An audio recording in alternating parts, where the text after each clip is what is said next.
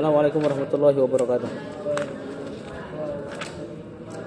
Alhamdulillah wassalatu wassalamu ala Rasulillah wa ala alihi wa sahbihi ajma'in. Asyhadu an la ilaha illallah wahdah la syarika lahu wa asyhadu anna Muhammadan abduhu wa rasuluh. Mari kita bahas ada apa?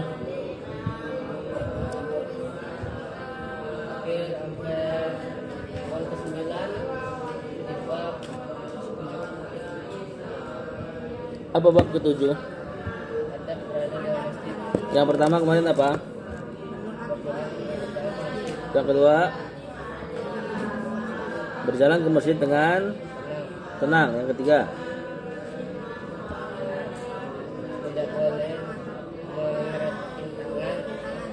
nah, atau perbuatan-perbuatan yang sia-sia lainnya. 4,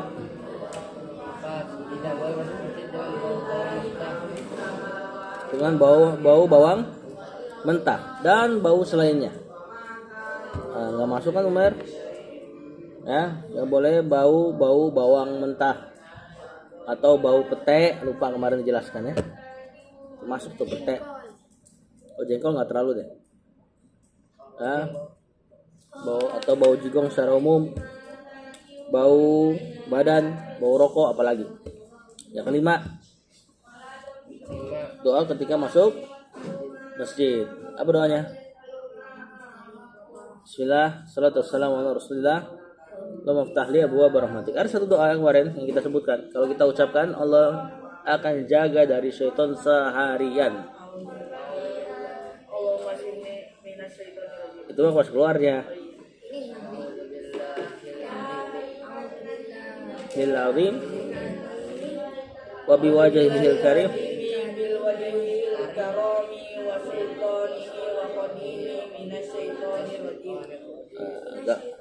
Kalau dibaca akan terjaga dari syaitan seharian.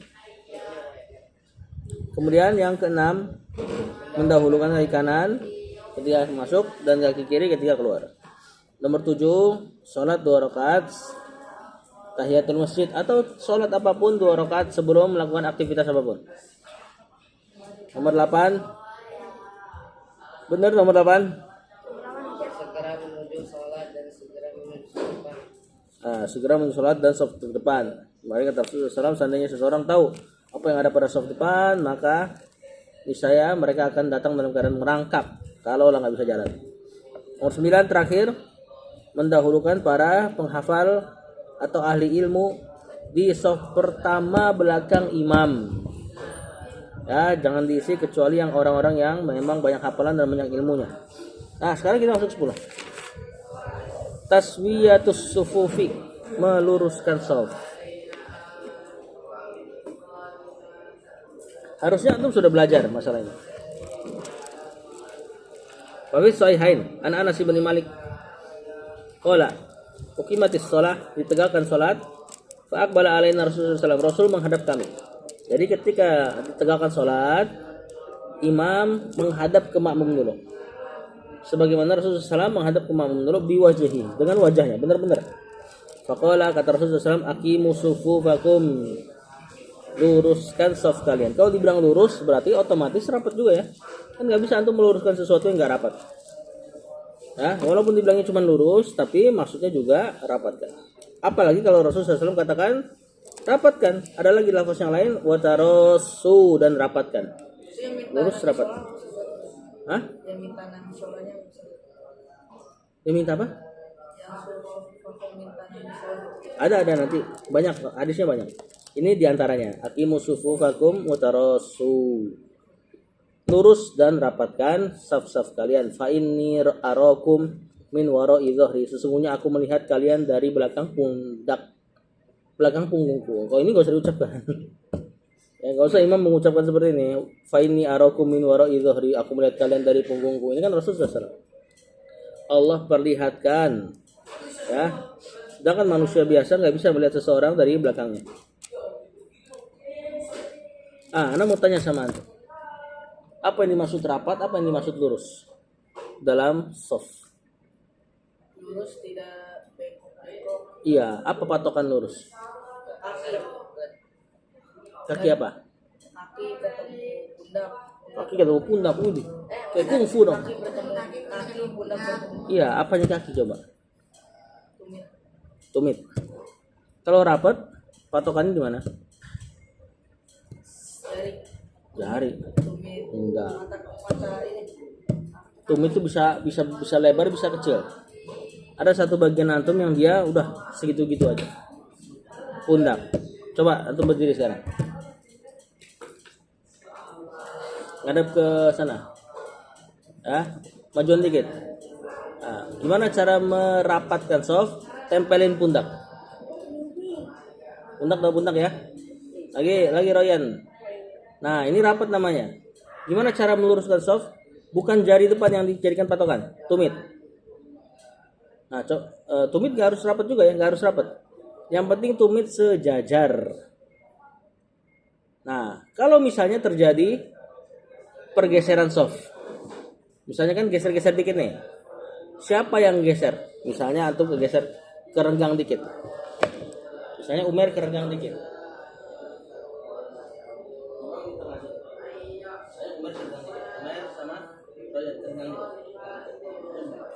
Siapa yang harus merapatkan? Apakah Afif ke Ryan, atau ke Umer, atau mereka? Berarti nggak mungkin. Sekarang kurang lagi di tengah itu siapa? Nah, patokannya yang di samping yang mampu ke tahu nggak? Misalnya ada kerengangan soft, yang penting yang di samping ke imam.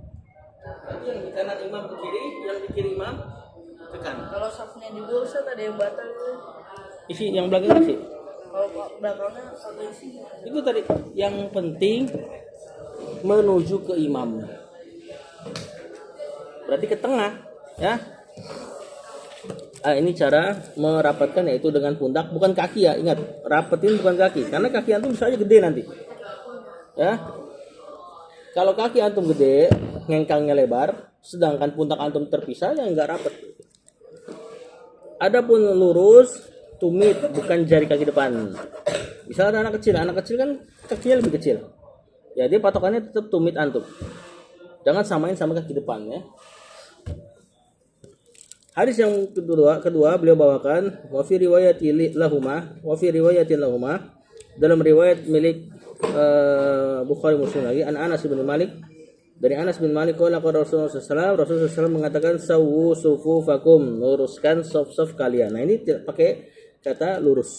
Ustaz, kalau orang yang bau kita wajib tetap nempel gitu. Kalau terganggu nggak apa-apa, antum pisah. Kalau benar-benar terganggu, ya kalau kayak gitu udah nggak apa-apa, dimaafkan lah. Benar-benar bau yang terganggu ini ya, yang benar-benar disepakati baunya. Kayak rokok. Nah, bau rokok misalnya. Soalnya bau rokok tuh kalau dibawa ke masjid biasa lebih parah dia baunya. Ya, kalau benar-benar terganggu. Kalau nggak terganggu udahlah, tahan-tahan dikit. Yang penting jaga kekhusyuan sholat. Kata Rasulullah SAW, sawu sufufakum fa inna taswiyatas safi min tamamis sholat. Ini yang sering dibaca. Ya, luruskan shaf kalian, sesungguhnya lurusnya shaf bagian dari kesempurnaan sholat. Kata Rasulullah SAW. Ingat, kalau tidak ada kata merapatkannya, lurus, ada mana rapat di situ. Gak mungkin antum bisa lurusin sesuatu yang renggang-renggang. Ya kan, luruskan barisan misalnya. Ada seorang pemimpin pramuka upacara, terus dia renggang-renggang, ya nggak mungkin, pasti rapat juga. Rawal Imam Ahmad bisanadin Hasan an Abdullah bin Umar, dari Abdullah bin Umar anna Rasulullah SAW, bahwasanya Rasulullah SAW bersabda, aqimus sufuf, luruskan, tegakkan saf-saf, fa inna ma tasuffuna bi sufufil malaikah, kalian ini bersaf sebagaimana saf-safnya malaikat. Jadi malaikat pun bersaf-saf dalam salat kepada Allah. Diriwayatkan pernah langit itu bunyi krek, atau tahu bunyi krek, seperti bunyi sesuatu yang nahan beban terlalu berat. Terus kata Rasulullah SAW, ini satu hadis, Rasulullah SAW katakan, dan wajar saja langit berbunyi seperti itu. Cuma ini Rasulullah SAW yang dengar. Karena di langit tidak ada jarak 4 jari, kecuali ada malaikat yang sujud di sana. Berarti langit nih, seandainya kita dibukakan penampakannya, bentuknya, ya itu full malaikat bersujud dan ruku kepada Allah. Tidak ada jarak 4 jari kecuali ada malaikat di situ. Lihat betapa banyaknya malaikat-malaikat Allah. Itu baru langit pertama kan, 2, 3, 4, 5, 6, 7. Semuanya full dari malaikat-malaikat Allah. Nah, Gimana sih gambaran mereka soft-softnya sebagaimana soft sholat kita, lurus dan rapat. Antum bayangin, tidak ada 4 jari kecuali ada malaikat di situ. Tidak ada jarak 4 jari kecuali ada malaikat di situ mengisi softnya. Berarti mereka nggak renggang-renggang. Kemudian kata Rasulullah SAW, wahadu bainal manakib, sejajarkanlah antara pundak-pundak. Tuh lihat, kata Rasulullah SAW pundak. Wasuddul khalal, tutup khalal celah. Walinu fi aidi ikhwanikum, dan berlemah lembutlah terhadap tangan saudara-saudara kalian. Nah, ini juga dalil jangan terlalu mepet apa yang nggak bisa. Kalau antum sholat kan di irsal ya, sami Allahu liman hamidah. Hamidah kan dilepas kan? Ya, jangan juga terlalu mepet sampai sami Allahu liman hamidah begini nih. Nah, saking itunya, saking mepet. Nah, itu kalau antum sami Allahu liman hamidahnya dilepas. Ya, kalau disedekapkan sih aman. Tapi ya ini yang maksudnya Hah? ini yang dilepas apa yang Ya terserah antum. dilepas. Kalau anak di sedekap lagi.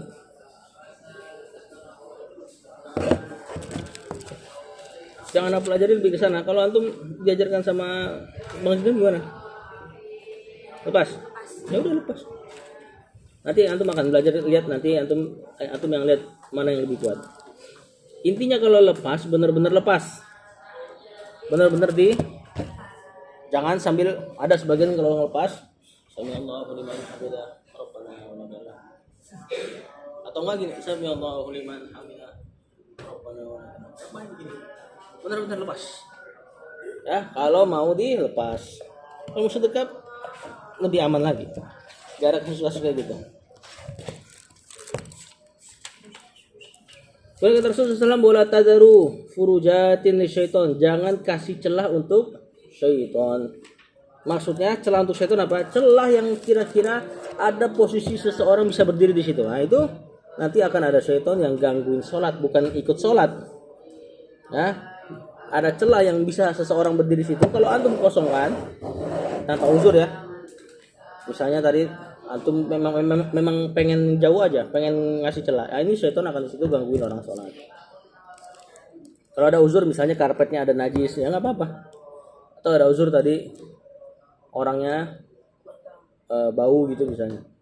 Nah, kalau batal kita tetap tutup. Waman wasola sofan, barang siapa yang menyambung sof, perhatikan nih, ini penting nih. Barang siapa yang menyambung sof, wasallallahu tabaraka wa ta'ala, Allah akan sambung dia. Barang siapa yang menyambung shaf, Allah akan sambung dia dengan rahmatnya. Waman qata shafan, barang siapa memutus shaf, ya sengaja nggak mau rapet, nggak mau lurus, ditegur malah, udahlah masjid masih luas kok katanya, nggak usah ribet. Nah, qata'ahu Allah akan putuskan dia juga dari rahmatnya. Nih, ada peringatan di sini. Makanya para pembelajar harus semangat dalam meluruskan dan merapatkan shaf. Ingat, jangan sampai ganggu juga tadi, sampai tangan jadi susah untuk gerak, ya. Sampai tahiyatnya sambil dudukin orang lain. Nah, jangan serapat yang berlebihan juga. Kalau orang yang menjauh kita deketin dari Itu tadi patokannya. Yang di sebelah kanan imam ke kiri, yang di kiri imam ke kanan. Misal antum sebelah kanan, ini imam. dianya sengaja menjauh. Iya nih. Dan dikit. Enggak, lihat dulu, dengerin dulu. Ini imam. Ini antum. Ini orang lain. Kemudian ada orang di sini. Dia ngejauh ke kiri. Ya kan? Antum enggak usah ke kiri. Karena antum suruh ngerapat ke imam. Patokan porosnya di imam tengah. Paham enggak? Kecuali ada orang di tengah sini, antum di sini. Perhatikan nih. Dia merapat ke tengah imam. Berarti bagus dong. Dia ke tengah imam, bagus gak? Bagus, antum tinggal rapetin lagi. Kalau dia ke sono, ya antum gak usah ikutin itu. Yang penting tugas antum, kalau antum di kiri imam berarti sebelah sini. Antum merapat ke kanan. Sampai pas di tengah. Yang di sebelah kanan imam, di tempat muadzin, kemana rapatnya? Sebelah kiri. Kalau ada yang tutup malah melebar ke sana, udah biarin. Tugas antum adalah ke kiri kalau antum di kanan, tugas antum ke kanan kalau antum di kiri. Paham enggak bahasanya? Ya, kalau antum di kanan imam, tugas antum ke kiri. Kalau antum di kiri imam, tugas antum ke kanan. Yang ke-11, adamul khuruj minal masjid ba'dal azan. Tidak boleh keluar dari masjid setelah azan. Kalau sudah dengar azan enggak boleh keluar dari masjid illa li udhrin, kecuali ada uzur. Ini idealnya nih, ya. Kalau sudah ada di masjid lalu terdengar azan enggak boleh keluar. Wa fi sahih Muslim, dalam sahih Muslim an Abi Sa'id al-Muharibi qala sami'tu Abu Hurairah, aku mendengar Abu Hurairah wa ra'a rajulan, yang dia melihat seseorang lelaki yajtazul masjid, melewati masjid, kharijan ba'dal azan, keluar setelah azan. Ada seseorang keluar setelah azan. Lalu kata Abu Hurairah, amma hadza, ini orang nih, kata Abu Hurairah, faqad asa Abul Qasim, sungguh telah memaksiati Abul Qasim. Siapa Abul Qasim, masih ingat enggak? Nabi Muhammad Rasulullah SAW. Ya. Kata Abu Hurairah ketika melihat orang yang keluar setelah azan, ini orang memaksiati Rasulullah SAW. Ya, adapun hukumnya wallahu a'lam. Apakah sampai haram atau hanya makruh?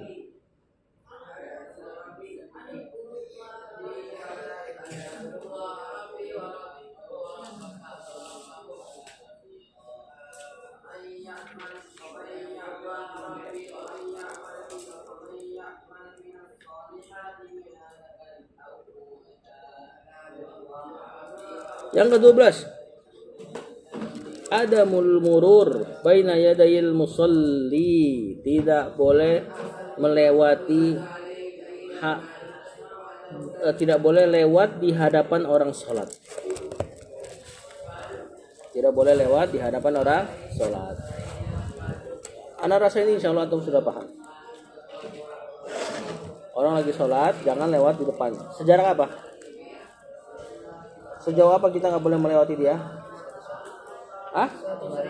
Satu baris atau sepanjang dia sujudnya. Lebih bagus lagi kalau dia sholatnya pakai apa? Sutra. Kalau di bawah sutronya jangan dilewati. Ini ancaman besar. Kita baca hadisnya. Wa fi sahihan an Abi Juhaib radhiyallahu anhu qala Rasul bersabda, "Lau ya'lamul marru baina yaday musalli."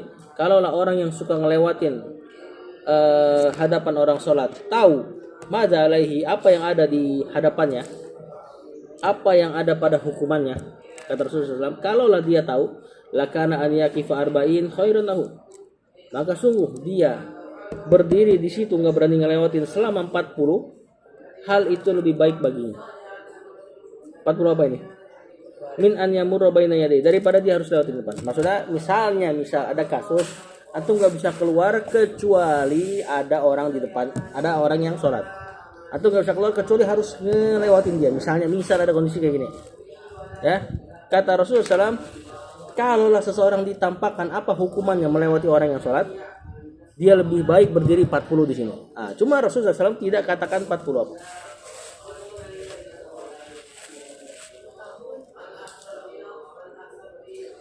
Rasulullah SAW nggak katakan 40 apa, cuma hanya menjelaskan lebih baik dia berdiri situ 40 daripada dia mesti ngelewatin.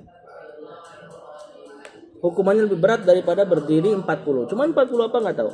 Intinya adalah daripada antum ngelewatin dapat hukuman yang lebih berat daripada berdiri 40 yang nggak dijelasin, mending tunggu dia selesai sholat. Berarti kan berat ini hukumannya 40. Kalau 40 menit aja udah berat gak antum nungguin orang 40 menit, sedangkan dia sholat sunnah paling 3 menit.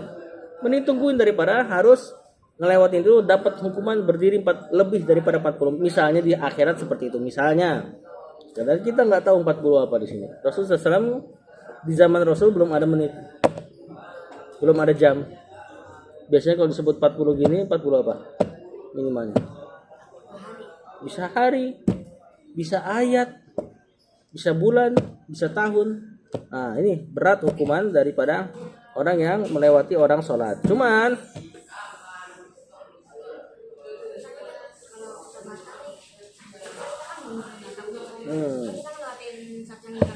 nah ini yang baru mau anak katakan. Cuman gimana sih atau siapa saja sih yang nggak boleh dilewati depannya? Pertama, orang yang sholat sunnah. Orang yang sholat sunnah, semua hadapannya itu yang dia jadikan sutro nggak boleh dilewati. Paham? Pertama. Yang kedua, gimana kalau sholat jamaah? Yang Umar tanya, gimana kalau sholat jamaah? Kalau kita batal, pasti ngelewatin banyak. Kalau sholat jamaah yang nggak boleh dilewatin cuman sutrohnya imam. Makmum nggak apa-apa. Bukan nggak apa-apa berarti bolak-balik kanan kiri ya. Maksudnya kalau makmum tidak dianggap. Sutroh yang dianggap sutrohnya imam. Paham? Nah, makanya kata Rasulullah SAW, jika di hadis lain ya, hadis lain Rasulullah SAW katakan kalau kita sholat lalu ada orang yang mau lewat, cegah dengan tangan. Kalau dia masih mau lewat juga, cegah terus. Kalau perlu perangi, dalam bahasanya seperti itu. Ya, jadi enggak maksudnya kitanya berusaha untuk jangan sampai dia ngelewatin depan. Atau kita maju dikit biar dia lewat belakang. Kalau dia nyata telat gimana maksudnya kita lewat lah. Enggak ngeh. Malang tembok terus dia lewat kita lupa. Ya udah kalau enggak udah. Maksudnya kalau antum tahu berusaha untuk cegah dia.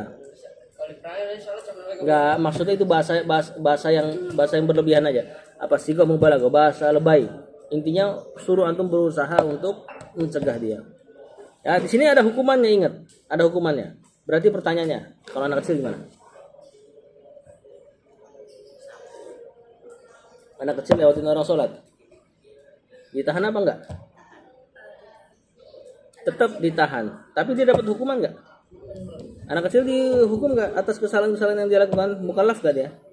Enggak. Kapan seseorang yang mukallaf? Ketika balik. Berarti anak kecil seandainya lewat pun tidak terlalu masalah. Cuman dididik supaya enggak kayak gitu.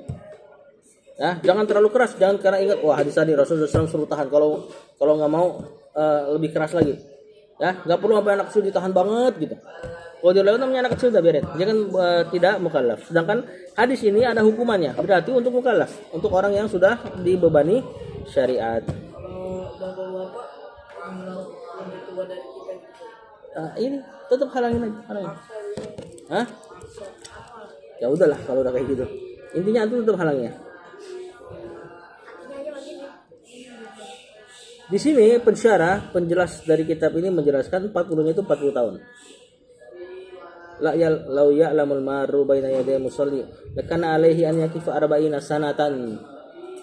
Ya, 40 tahun. Berarti seandainya seseorang dihukum di dunia, kira-kira gitulah hukumannya. Orang yang ada sholat dihukum 40 tahun berdiri. Ya, udah mati duluan. Yang penjelasan lain. Nah, penting nih. Penting bagi orang yang sholat untuk lihat-lihat juga posisi sholat yang mana orang nggak gampang lewat di situ. Nah, ini hadis menjelaskan tentang nggak bolehnya sholat, nggak bolehnya lewat di depan orang sholat. Begitupun antum yang sholat pilih-pilih tempat, jangan sampai dilewatin orang. Misalnya sholat depan pintu misalnya, atau di samping tiang, ada tiang sini, antum sholat di sini, Allahu Akbar. Orang yang lewat sini nggak tahu dia ngeliatnya tiang, nggak tahu ada antum di sini, nggak pakai sutro lagi. Nah, ini masalahnya di antum nanti. Jangan gara-gara itu ntar antum bilang wah, antum ini lebih baik berdiri 40 tahun daripada melewati saya. Antumnya juga salah pilih tempat di situ. Ya, nah, juga diantaranya anjuran untuk memakai sutro. Misalkan kita berak misal, terus orang yang sholat sunnah itu dikira kita sholat ini sholat wajib, kita tepuk kita ikut sholat ternyata sholat sunnah itu boleh. Apa pak? Antum niat wajib, dia niat sunnah. Ya paling dia 2 rakaat. Kalau dia baru mulai, paham nggak? Boleh seperti itu. Juga antumnya kalau misalnya ditepuk ya udah antum sholat aja, nggak perlu gedein suara dan sebagainya. Sholat biasa aja. Dia ikutin ya udah dia ikutin. Ya, tapi sebisa mungkin antum nggak usah tebak-tebak udah. Kalau sudah masuk sholat aja sendiri. Ya, ganggu itu. Juga setahu anak nggak ada sunnahnya seperti itu. Di zaman Rasul kalau ada orang masuk dia nepok pundak orang nggak ada. Tapi katanya lebih baik berjamaah daripada sendiri. Diperselisihkan. Bahkan sebagian ulama mengatakan kalau sholat sudah ditegakkan lebih baik sendiri. Kalau sholat sudah ditegakkan oleh imam rawatib lebih baik, sisanya itu lebih baik sendiri. Bahkan seandainya antum datang berjamaah sama teman-teman sekolah, datang ke masjid karena datang ke masjid masbuk, tapi kan antum berjamaah nih sama teman-teman sekolah. Itu sebagian ulama mengatakan tetap antum lebih baik sendiri-sendiri sholatnya daripada bikin iqomah lagi terus ada suara bacaan Quran lagi, sedangkan imam rawatib sudah ditegakkan. Sebagian ulama berpendapat seperti itu. Ya, Anda lebih condong kepada itu untuk sholat sendiri-sendiri aja. Apalagi tadi kalau misalnya orang sholat sunnah, dia nggak tahu hukumnya. Orang awam mampir ke masjid, sholat, dia sholat sunnah, nggak tahu hukumnya, antum tepok, ganti niat ya ntar. Ya, gara-gara ditepok jadi, aduh gimana nih gue nih ibaratnya. Jadi 4 rakaat dia ntar sholat sunnahnya, gara-gara tepokan antum. Ya, nah kalau antum yang ditepok posisinya, ada orang yang ngerti, ya udah antum lagi sholat sunnah, sholat rawatib, antum ditepok, udah antum sholat aja biasa, biarkan dia. Ya, antum selesai, dia masih berdiri, udah, alhamdulillah. Antum jangan kegoyah ya, jangan kegoyah, gua bisa ditepok nih. Enggak, antum sholat sebagaimana niat awal.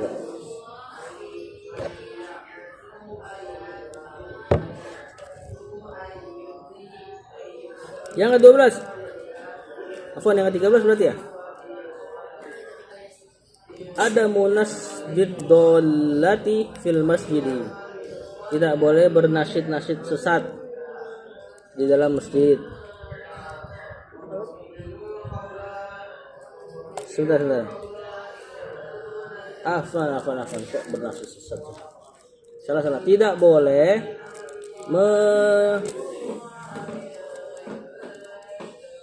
mengumumkan barang hilang. Tidak boleh mengumumkan barang hilang di masjid. Orang meninggal boleh tahu. Boleh. Asal nggak boleh berlebihan ya. Apa solusi itu tadi? Hah? Apa solusi? Ngumumin barang hilang. Itu ngumumin barang temuan. Oh, kajian itu tadi. Itu ngumumin barang temuan. Yang nggak boleh ngumumin barang hilang. Ntar bedanya apa? Lihat. Tidak boleh mengumumkan barang hilang di masjid. Rawah Muslim, perhatikan dulu. Meriwayatkan Imam Muslim an Abi Hurairah, dari Abu Hurairah radhiyallahu anhu qala Rasulullah sallallahu man sami'a rajulan, barang siapa mendengar seorang lelaki yang syudu dolatan, mengumumkan barang hilang fil masjid, di masjid, falyaqul, katakan la raddahallahu alaika, semoga Allah enggak kembalikan barang itu kepadamu. Ya, kepadamu. Fa innal masajid lam tubna li hadza, masjid enggak dibangun untuk ini. Apa maksudnya barang hilang? Oh, dia kehilangan barang, jangan diumumkan di masjid. Kalau seandainya ini nggak dilarang, orang nanti banyak mengaku-ngaku. Saya kehilangan ini. Nah, yang benar kalau dia kehilangan barang, dia kasih tahu siapa? Ke marbot. Udah nanti. Sebenarnya nggak boleh juga. Biar nanti marbotnya tahu aja informasi tersebut. Insya Allah nanti orang yang nemuin itu barang, beda nih sekarang nih. Itu barang bukan punya antum ketemu. Itu bukan barang hilang, itu barang temuan. Ini boleh diumumkan. Ini HP siapa gitu. Atau kasih ke marbot. Marbot tadi ada orang yang bilang ngeluh kehilangan HP, terus ada orang nemuin HP, selesai masalah. Kalau boleh kita ambil ya? Ya nggak boleh lah. Jangankan di masjid, dimanapun kalau ada barangnya itu nanti ditinjau berapa. Kalau misalnya 1 koper, ya itu harus dikembalikan, diumumkan. Ya, kalau cuma 2.000, 5.000, insya Allah ambil aja nggak apa-apa. Ya, 2.000, 5.000, yang penting antum, kalau antum kan para santri, tanya dulu santri-santri yang lain, ada yang ngerasa hilang duit gak? Semuanya bilang iya enggak. Hanya uangnya berapa, jangan dikasih. Atau nggak seperti itu. Ya, atau enggak di tempat yang bukan di sini lah. Antum ketemu 2.000, 5.000, alhamdulillah. Ambil, itu lebih berhak buat antum daripada nanti diambil sama orang lain, beli rokok dia. 100.000 boleh nggak?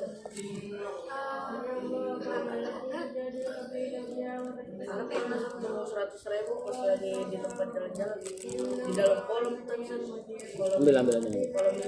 kolom basah, ya basah.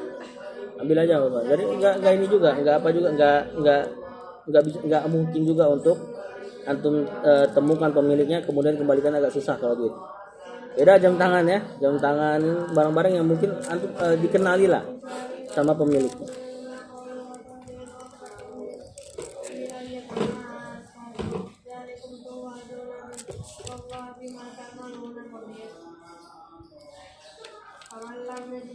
Yang ke-14, adamul bisok atau basok atau busok fil masjid, tidak boleh meludah di masjid. Kalau zaman dulu ada kasus meludah di masjid ya, karena zaman dulu apa lantai di masjid pasir. Ketika meludah tinggal tutup pasir selesai. Nah, kalau sekarang lebih repot lagi. Cuma tetap zaman dulu pun dilarang meludah di masjid walaupun bisa ditutup. Terlebih meludah ke hadapan kiblat. Di luar ini boleh nggak? Ya apa-apa. Di tempat sholat maksudnya. Rawal Bukhari fi sahihi an Anas bin Malik, dari Anas bin Malik. Ana Nabi SAW ro'a nukhomatan, melihat ada dahak fil kiblah, di kiblat. Ya, kiblat di sini maksudnya di tembok yang ada di kiblat. Berarti itu tuh tembok yang dekat TV. Misalnya gambarkan di situ tiba-tiba ada dahak gitu. Fahakkaha biyadih, Rasulullah SAW hapus dengan tangannya. Dahak, Rasulullah SAW hapus dengan tangannya. Gimana antum? Ih, jorok. Ini bentuk tawadunya Rasulullah SAW. Tahu tawadu ya? Dia enggak suruh orang, dia bisa aja suruh orang, suruh sahabat. Woi sahabat bersihin, bisa. Nah, inilah Rasul antum. Ya, teladan antum. Dia kalau dia bisa lakukan sendiri, dilakukan sendiri. Bahkan enggak pakai kain antum bayang. Dia ambil ya mungkin tinggal dilap jadi pasir hilang selesai.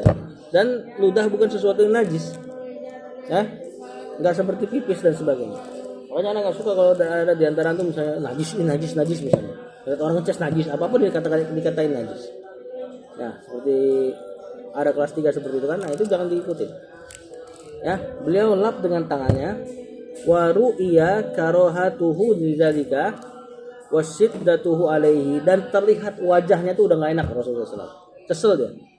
Ya, walaupun dia sambil ngelap, dia sambil terlihat kebenciannya terhadap hal tersebut. Kemudian dia pun berkata, inna ahadakum, sungguh salah seorang dari kalian, idza qama fi salatihi, jika menegakkan salat, wa inna ma yunaji rabbahu, sungguh orang yang salat itu lagi bermunajat kepada Rabbnya, lagi ngomong sama Allah. Fala yabsuqanna, maka jangan ngeludah dong harusnya gitu loh. Paham enggak? Nah, ini kemungkinan lagi salat ini ngeludahnya. Fi qiblatihi, maka hendaknya jangan ngeludah ke kiblat. Kalau kemasukan lalu Di ini ke kiri atau ke kanan atau ke baju, jangan ke kiblat. Antum lagi ngobrol sama Allah, walaupun kita nggak katakan Allah lagi di situ. Allah di atas ars mendengar suara antum, menjawab doa antum. kalau sebelah kita orang nih, Ya, makanya ke baju aja atau nggak ke baju atau ke kantong. Sebagian syekh itu selalu bawa sapu tangan di kantongnya. Kalau ada apa-apa dia mengudah situ. Nah, jangan di hadapan. Kita lagi ngobrol sama. Ini juga sebabnya antum nggak boleh ngelewatin orang sholat. Karena orang yang sholat itu lagi berhadapan dengan Allah, bermunajat, ngobrol, minta, memuji Allah. Maksud antum lewatin bolak-balik, antum ludahin kan nggak layak.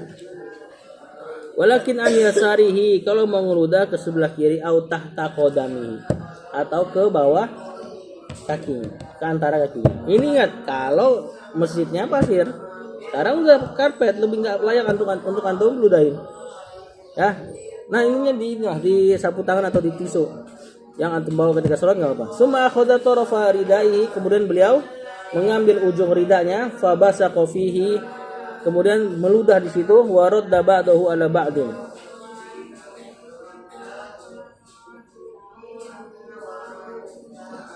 Oh, beliau ngelap. Nih, habis Rasul ngomong kayak gini, dia ambil ujung rida itu ini nih, selendang. Dia ngeludah di situ, kemudian dilap antara selendang satu dengan selendang lainnya. Kata Rasulullah SAW, qala au yaf'alu hakadha, atau kayak gini aja gitu loh. Diajarin sama Rasul. Jadi Rasulullah SAW bilang jangan ngeludah di depan kiblat, ludahlah ke kiri atau ke bawah, atau ludahin kainnya sendiri, kemudian lap. kalau ke tangan Ya nggak apa-apa. kayak begini-gini. Ya antum apa hajat antum kayak gitu? Antum jangan bertanya sesuatu yang antum juga nggak tahu tujuan pertanyaan antum. Bersin lah, kan bersin kalau bersin kadang-kadang kan keluar tuh. kotorannya itu di tangan antum nggak apa-apa, bawa untuk sholat. Ya jangan pas naik, yang penting udah ada di sini nih ya kan, sholatnya diginiin biar nggak kena baju. Giliran sujud, waduh. Ya intinya jangan ngotorin masjid. Ya jangan juga menghadap ke hadapan kiblat. Ya, lebih baik kotorin yang ada pada diri antum sendiri. Dari ujung selendang ke apa kok. Tapi kalau kotoran yang nggak diperbuat manusia boleh nggak? Apa tuh kotoran yang ada manusia? Kayak pohon jatuh itu kayak di dalam kan ada pohon tuh. Itu mah biarin aja, nggak ganggu antum itu. Itu kotor. Itu kan nggak ganggu antum. Ini kotoran kalau dahak kan rada mengganggu lah. Ya kan? Nggak nyaman ngeliatnya juga. Hadis selanjutnya wa fi riwayatin Nasai, ada Anas bin Malik dari Anas juga, qala Rasulullah SAW, Rasulullah SAW melihat nukhomatan dahak fi kibratil masjid, di kiblat masjid, ingat tembok di masjid. Faghadiba, Rasulullah SAW marah hatta marra, sampai memerah wajahuhu. Di riwayat ini beliau enggak ambil sendiri, tapi beliau marah.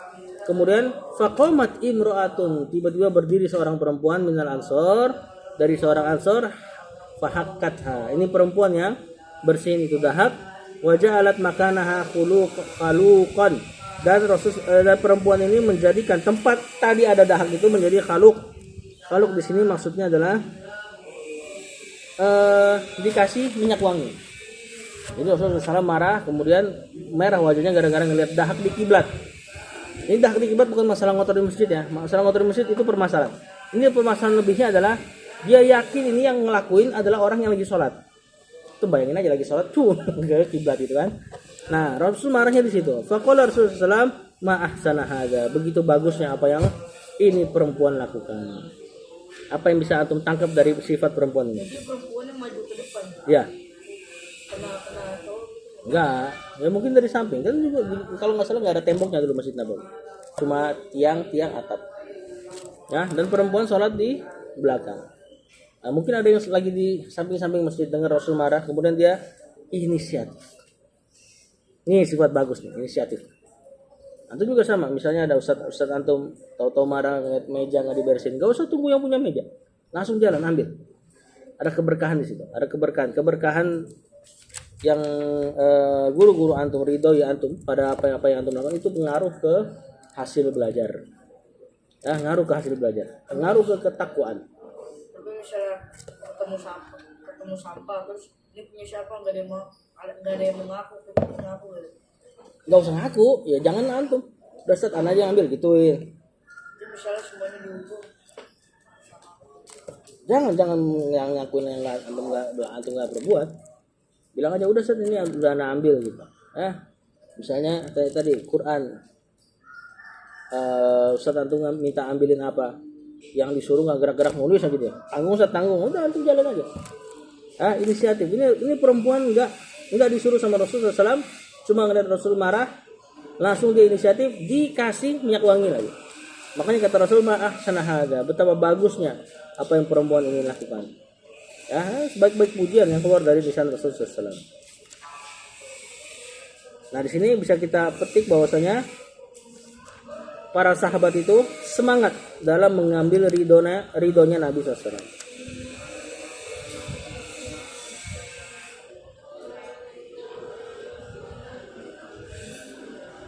Nah, ini juga berarti antum harus perhatikan masjid dengan kebersihan yang ada padanya, kotoran-kotoran, kertas kecil, kuku.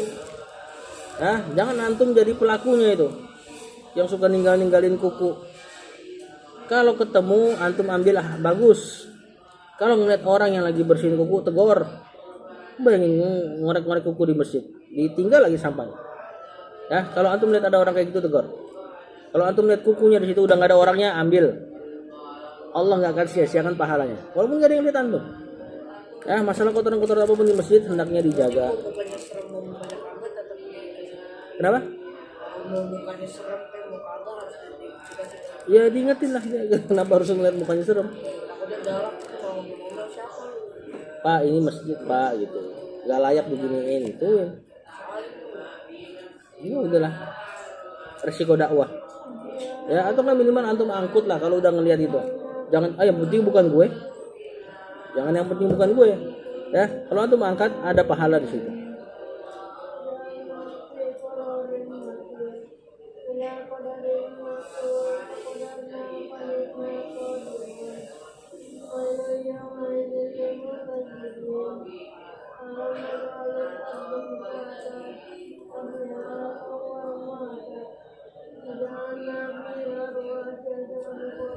Tuh, kata penulis, kalau masjidnya sudah berupa karpet, ya jangan juga ludahin ke sebelah kiri dan bawah. Tadi kan Rasulullah SAW suruh ludahin sebelah kiri dan bawah. Kalau sudah karpet, maka jangan ludahin arah itu lagi, supaya tidak mengotori masjid. Dan pilihlah pilihan yang terakhir tadi, ya ini ketika Rasulullah SAW ngeludah di selendangnya. Atau bahasa kita mungkin sekarang sapu tangan lah tadi ya. Nah, lebih baik itu dijadikan tempat untuk meludah. Wallahu alam. Atau tisu, apalagi yang antum misalnya sudah ada indikasi meler, pilek berat yang turun terus tuh. Nah ini kalau bisa pas sholat udah bawa tisu dah. Jadi pas sudah parah langsung spread, buang ke tisu, kantongin tisunya. Nanti di luar masjid buang. Ya jangan juga udah diludahin ini ke tisu, kemudian nanti tisunya antum buang sembarangan lagi, sama aja ntar.